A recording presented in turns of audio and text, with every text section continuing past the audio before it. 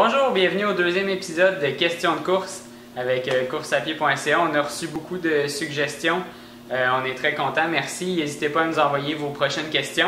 Donc aujourd'hui, on va y aller avec une question de Manon, qui est une coureuse d'expérience. Ouais.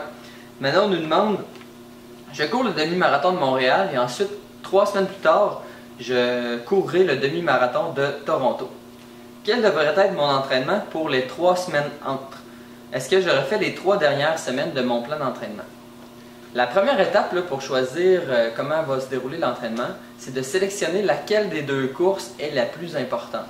Si présentement c'est pas sélectionné, moi je vous dirais l'idéal ce serait de prendre Toronto comme course la plus importante.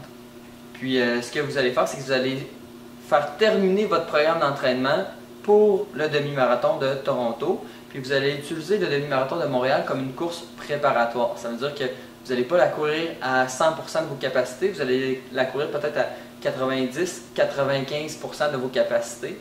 Puis ensuite, vous allez faire votre affûtage vers le demi-marathon de Toronto.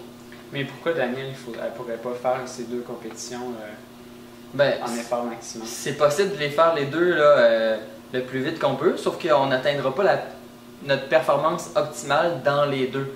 Fait que ma suggestion, ce serait d'en sélectionner une pour que ce soit qu'on puisse se concentrer sur une seule compétition. Donc peu importe si c'est la première ou la deuxième, ouais.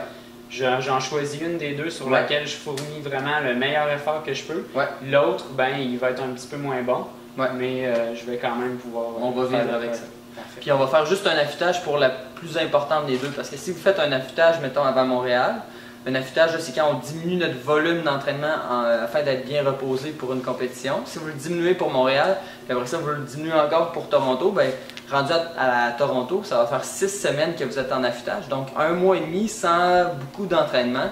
Ça va être long, puis vous allez avoir perdu là, des acquis. Donc, c'est pour ça qu'on choisit juste une compétition, puis on fait juste un vrai affûtage, puis on fait terminer notre programme d'entraînement pour cette compétition-là. Il faut aussi considérer le repos entre les deux épreuves.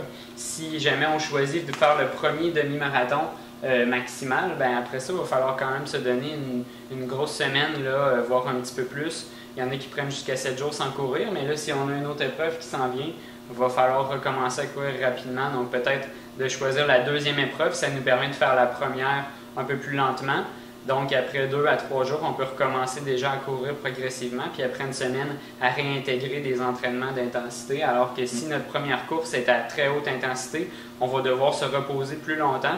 Donc, notre deuxième course, là, on va peut-être arriver dans un état déjà de fatigue où on va avoir manqué des entraînements qui sont quand même assez importants pour être bien prêt. Exactement. Alors, si vous avez d'autres questions de course, n'hésitez pas à nous les poser là, en dessous du vidéo, sur notre blog courseapied.ca. Puis ça va nous faire plaisir d'y répondre dans nos prochains épisodes. Parfait. Abonnez-vous à notre chaîne YouTube si vous voulez voir apparaître les prochains épisodes automatiquement.